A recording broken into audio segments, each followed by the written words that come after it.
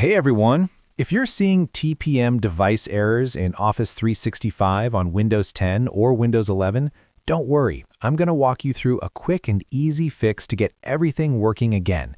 Just follow each step carefully.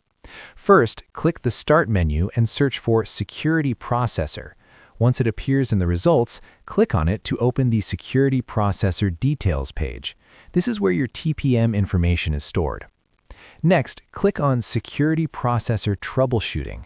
Here, you'll see an option called Clear TPM. Go ahead and click on Select, then select the reason why you want to clear the TPM. You can choose Windows Hello showed me an error related to TPM as the reason. Then click on Clear TPM. A confirmation window will appear. Click Clear and Restart to confirm. Your computer will now restart and Windows will reset the TPM chip. Don't worry, this process is safe and often fixes Office 365 sign-in and activation errors caused by TPM issues. Once your PC finishes restarting, open Office 365 again and sign in as usual. In most cases, the TPM error should now be completely gone. And that's it. After completing these steps, your Office 365 TPM problem should be fully fixed.